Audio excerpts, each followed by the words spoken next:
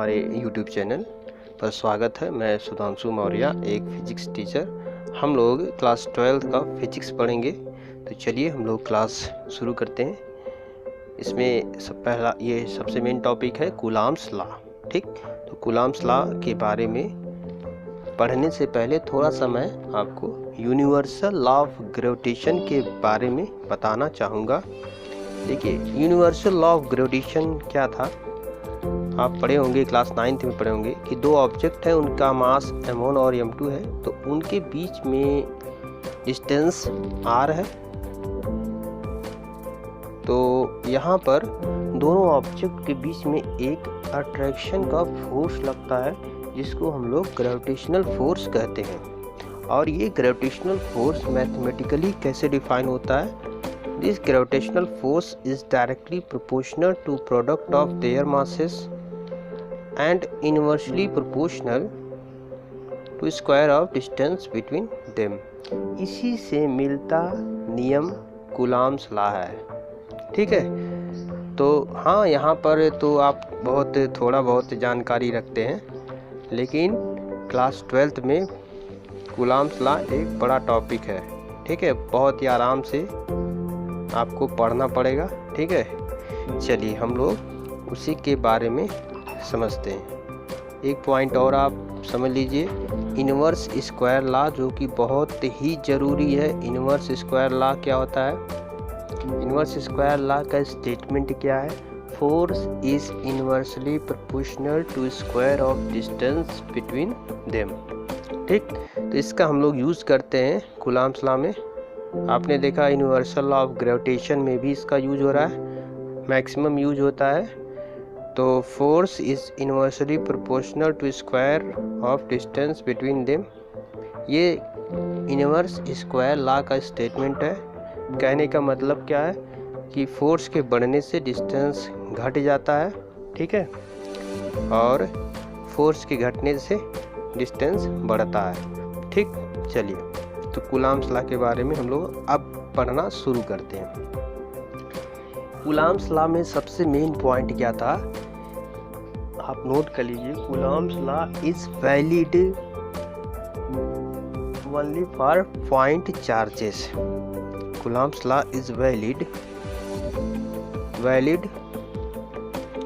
Only for point charges, point charge. ठीक, तो जो कूलॉम्स लॉ था वो पॉइंट चार्ज के लिए वैलिड था। तो ये पॉइंट चार्ज होता क्या है, पहले आप इसको समझिए। पॉइंट चार्ज का मतलब क्या है? मान लीजिए दो पार्टिकल हैं, पार्टिकल चार्ज को रखते हैं, ठीक, चार्ज्ड पार्टिकल है, ऐसा कह सकते हैं। अगर इन दोनों पार्टिकल का जो साइज है, इसके बीच में डिस्टेंस के कंपेयर में बहुत कम है, इन पार्टिकल को हम पॉइंट लाइक चार्ज कह सकते हैं। ठीक, समझ में आपको आ गया होगा कि इनका साइज जो है, इनके बीच में जो डिस्टेंस है उसके कंपेयर में बहुत छोटा है, तो इनको हम पॉइंट लाइक चार्ज कहेंगे। ऐसा क्यों कंसीडर किया गया, इसको समझिए। देखिए, मान लीजिए बड़े बड़े ऑब्जेक्ट अगर लिया जाए, चार्ज है, पार्टिकल्स हैं, ठीक है, तो देखिए यहाँ पर इधर भी कुछ फोर्स लग सकता है, इधर भी, तो कई डायरेक्शन में फोर्स लगेगा। तो हम लोग को रिजल्टेंट फोर्स निकालना पड़ेगा, जो कि बहुत ही क्रिटिकल हो जाएगा आपके लिए। तो इसलिए पॉइंट लाइक चार्ज की बात की गई, ठीक है, जिससे एक ही डायरेक्शन में, इस डायरेक्शन में फोर्स काम करे। ठीक, तो आपको समझ में आ गया होगा क्या मैं कहना चाह रहा हूँ। ठीक है, तो चलिए हम लोग कूलॉम्स लॉ की ओर चलते हैं, उसी के बारे में हम लोग समझते हैं। तो मेन पॉइंट मैं आपको कुछ पिक्चर में दिखा रहा हूँ, उसको देखकर आप नोट भी कर लेंगे। देखिए,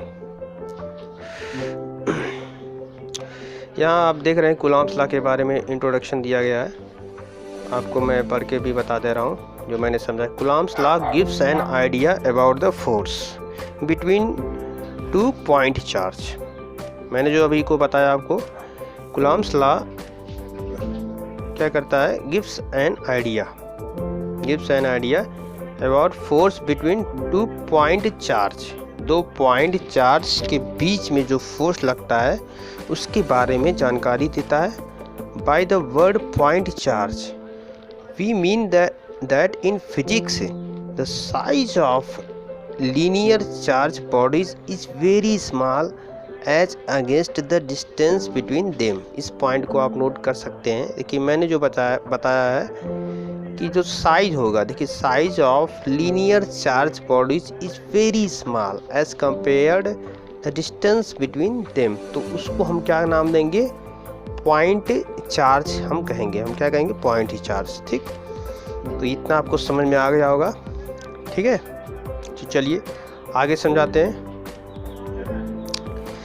इसके बाद देखिए लिखा है therefore we consider them as point charge as it becomes easy for us to calculate the force of attraction repulsion between them.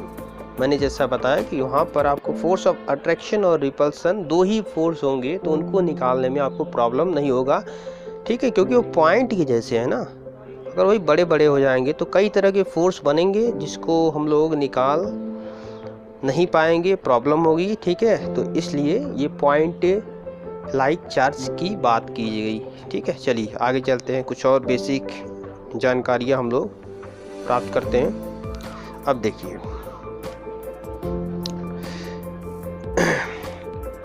यहाँ पर देखिए फिगर आप देख रहे हैं, ये 2 चार्ज हैं, एक Q1 है और एक Q2 है। ठीक, इन दोनों के बीच में डिस्टेंस R है। तो E क्या है, E मीन्स होता है इलेक्ट्रोस्टैटिक और F मीन्स फोर्स। ठीक है, और ये भी जान लीजिए दोनों पॉइंट चार्ज रेस्ट में बने रहेंगे। ठीक है, ये भी कंडीशन है कि दोनों पॉइंट चार्ज रेस्ट में, तो ये नियम सही है उसके लिए। ठीक, तो हम लोग अब आगे चलते हैं, कुछ शुरू से हम लोग पढ़ते हैं इसके बारे में। ठीक है, स्टेटमेंट तो है सब कुछ, तो चलिए बताते हैं आपको, एक एक पॉइंट नोट कर दीजिएगा। देखिए तो हम लोग फिगर पहले बना लेंगे। फिगर क्या है, एक Q1 है और एक Q2 है। इन दोनों के बीच में डिस्टेंस कितना है, R है। R is the distance between them. ठीक, अब इसमें जो फोर्स लगेगा, देखिए पहले समझिए कितने टाइप के फोर्स हो सकते हैं। Q1 और Q2 का नेचर ये डिसाइड करेगा कि फोर्स अट्रैक्शन का होगा कि रिपल्सन का होगा। पहले समझिए ये प्लस है तो ये प्लस है, तो अब दोनों के बीच में कौन सा फोर्स होगा, रिपल्सन का फोर्स होगा। दूसरा कंडीशन क्या बन सकता है, ये माइनस माइनस तब भी रिपल्सन होगा। एक प्लस है एक माइनस है, अब क्या होगा, अब अट्रैक्शन होगा। एक माइनस है एक प्लस है, तो ये क्या होगा, यहाँ पर फिर अट्रैक्शन होगा। आपने देखा या तो अट्रैक्शन होगा या रिपल्सन होगा। There are only 2 type of force between these 2 charge Q1 and Q2, either attraction और रिपल्सन। तो ये 2 तरह का फोर्स होता है। ठीक है, अट्रैक्शन फोर्स और रिपल्सन फोर्स। इसी को इलेक्ट्रोस्टैटिक फोर्स भी कहते हैं। क्यों इलेक्ट्रोस्टैटिक फोर्स कहते हैं, क्योंकि स्टैटिक है, चार्ज रेस्ट में, और ये इलेक्ट्रिसिटी है। ठीक है, तो इसलिए इलेक्ट्रो वर्ड आया, इलेक्ट्रोस्टैटिक फोर्स है, यहाँ फोर्स की बात हो रही है। ठीक, तो अगर कोई कहे कि कूलम्ब्स लॉ में जो फोर्स है उसको इलेक्ट्रोस्टैटिक फोर्स कह सकते हैं, बिल्कुल हम कह सकते हैं। ठीक है, तो चलिए इसके बारे में अब और हम लोग मैथमेटिकली इसको लिखते हैं। देखिए ये यहाँ पर जो फोर्स होगा इसी के बारे में, फोर्स ये डायरेक्टली प्रोपोर्शनल होगा Q1 इंटू Q2। जैसा मैंने आपको अभी बताया कि न्यूटन ने क्या किया, मास लिया था, बिल्कुल उसी का कॉपी है ये, Q1 into Q2। Force inversely proportional to square of distance between them. These are 2 equation. इसी इक्वेशन को लेकर हम आगे चलेंगे, नोट कर लेंगे। अब इन दोनों इक्वेशन को हम लोग कंबाइन करेंगे। स्टेटमेंट आप अगर लिखना चाहें तो लिख सकते हैं, according to Coulomb's law. Note कर लेंगे, इसी को मैं स्टेटमेंट बोल दे रहा हूँ, according to Coulomb's law electric force between 2 point like charge is directly proportional to product of charge q1 q2 and inversely proportional to square of distance between them। ठीक, चलिए इसके बाद चलते हैं। देखिए, तो ये जो चार्ज होता है आप समझ गए इसके बारे में, डिस्टेंस है r। तो यहाँ जो इलेक्ट्रिक फोर्स होता है, कंबाइन करेंगे दोनों इक्वेशन को, q1 q2 upon r square. ठीक, q1 q2 by r square. तो अब देखिए, अब यहाँ पर प्रोपोर्शनल का सिंबल जब हटाएंगे तो इक्वल और कांस्टेंट, तो इक्वल और एक कांस्टेंट मैं लगा रहा हूँ। ठीक है, इक्वल और एक कांस्टेंट। मान लीजिए c ले लें कांस्टेंट को, या k ले लें, k ले लेते हैं, q1 q2 upon r square. तो आपको ये फार्मूला मिल गया, इलेक्ट्रिक फोर्स का फार्मूला मिला। ठीक है, इलेक्ट्रिक फोर्स का जो फार्मूला है कूलम्ब्स लॉ में, ये आपको मिला। यहाँ अभी आप देखिए k जो है एक कांस्टेंट है, इसकी वैल्यू 1 नहीं होती है। ठीक है, इसका कुछ वैल्यू होता है। ठीक है, ये जो कूलम्ब्स कांस्टेंट होता है इसको कहते हैं कूलम्ब्स कांस्टेंट। स्मॉल सी भी, कैपिटल सी भी कहीं कहीं सिंबल होता है इसका, कैपिटल के भी सिंबल हम लगाते हैं। कूलम्ब्स कांस्टेंट होता है, इसका कुछ वैल्यू होता है, उसी के बारे में अब हम लोग आगे पढ़ेंगे। ये कैपिटल के जो है ये इस बात पे डिपेंड होता है कि ये दोनों चार्ज किस मीडियम में है, किस मीडियम में रखे गए हैं। ठीक, मान लीजिए दो चार्ज हैं और दोनों के बीच में कुछ डिस्टेंस है, वो फिक्स है और चार्ज भी फिक्स है। तो मीडियम जब चेंज हो जाएगा तो फोर्स जो होगा दोनों के बीच में चेंज होगा। ठीक है, जैसे आपने पहले क्या किया, मान लीजिए पहले आपने यहाँ पर इधर एक चार्ज q1 है और एक q2 है। यहाँ मान लीजिए वाटर है, एक बॉटल रख दिया आपने, ये एक मीडियम का काम कर रहा है। ठीक है, कुछ फोर्स होगा, फिर आपने पेज यहाँ पर लगा दिया, फोर्स कुछ कम हुआ होगा। ठीक है, फिर आपने ग्लास यहाँ लगा दिया, फोर्स चेंज हो रहा है। ठीक है, आपको समझ में आ रहा है। तो फोर्स चेंज क्यों हो रहा है, क्योंकि ये मीडियम दोनों के बीच में चेंज हो रहा है। आपने देखा कि फोर्स चार्ज के प्रोडक्ट पर डिपेंड है, डिस्टेंस पर डिपेंड है। एक बात पर और निर्भर करता है कि वो इन दोनों के बीच में मीडियम क्या है। ठीक, इन दोनों के बीच में मीडियम पर वो निर्भर करता है। ठीक, तो इस चेंजिंग को कौन बताता है, मीडियम वाला जो चेंजिंग है उसको बताएगा के, जो कांस्टेंट होता है।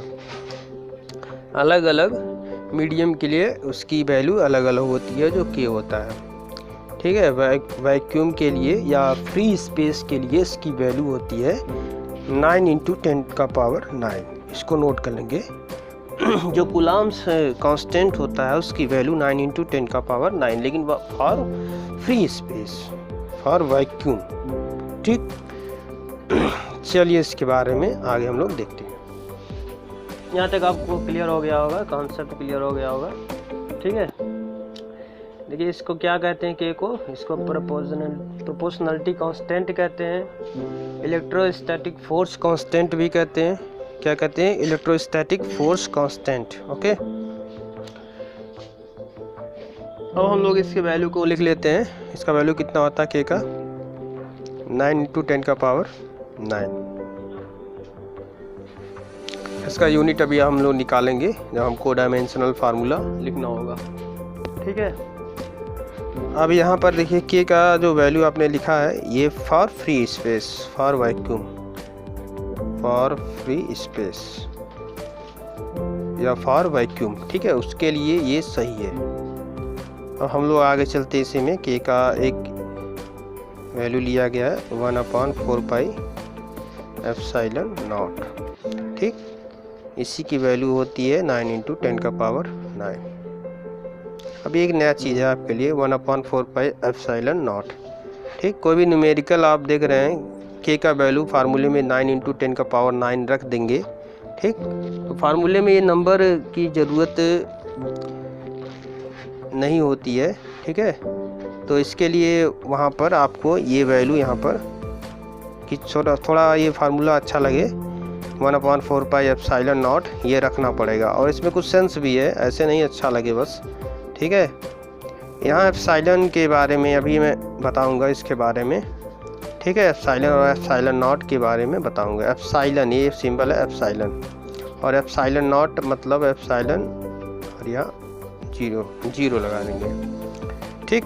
एप्सिलॉन नॉट कहलाएगा। तो चलिए इसी के बारे में हम लोग अब बात करते हैं।